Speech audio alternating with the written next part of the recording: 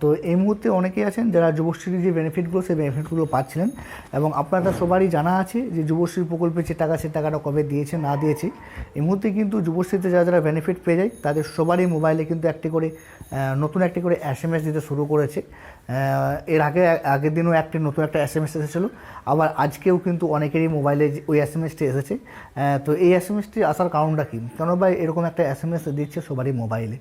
তো আপনারা সবাই জানেন যে গত কিন্তু আপনার 14ই আগস্ট যুবশ্রী প্রকল্পের 1 মাসের টাকা দিয়েছিল, এবং তারপর 15ই আগস্ট একদিন গ্যাপ ছিল মাঝে, তারপর 16ই আগস্ট কিন্তু আবার 1 মাসের টাকা দিয়েছিল। টোটাল কিন্তু আপনার 3000 টাকা দিয়েছিল।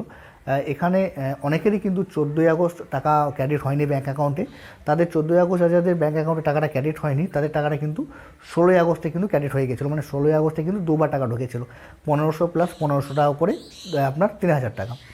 আবার নতুন করে একটা SMS আসছে এই মুহূর্তে সবারই মোবাইলে, যেটা আপনার এমপ্লয় ব্যাংকের যে অফিসিয়াল এমপ্লয় ব্যাংকের যে ওয়েবসাইট আছে বা যুবশ্রী যে ডিপার্টমেন্ট আছে সেখান থেকে পাঠাচ্ছে যে SMSটি, সেই SMSটি নতুন করে পাঠাচ্ছে। এর আগে কিন্তু কী হতো, যেদিন টাকা ঢুকতো সেই দিনই কিন্তু এই SMSটি চলে আসতো, কিন্তু এখন দেখছি 2-3 দিন পরেও কিন্তু যে SMS সেই SMSটা আসছে। তো এই SMSটি আসার কারণটা কি, দেখুন যে যুবশ্রী প্রকল্পে যে টাকা সেই টাকাটা যেটা দিয়েছে তারই এটা SMS। এর আগে যখন টাকাটা দিয়েছিল 14 তারিখে এবং 16 তারিখে, তা সেটা সবারই কিন্তু ব্যাংক থেকে SMS এসেছিলো যে টাকাটি সে টাকাটি ক্রেডিট হয়ে গেছে।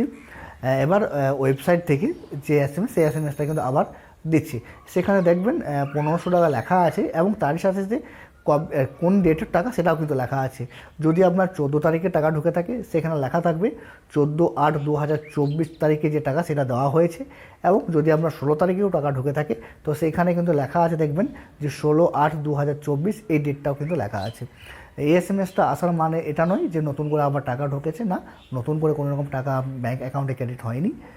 যে টাকার আগে ক্রেডিট হয়েছিল তারই SMSটা দ্বিতীয়বার এখন কিন্তু আবার যুবশ্রী যে ডিপার্টমেন্ট আছে সেই ডিপার্টমেন্ট থেকে কিন্তু এই SMSটা আসছে।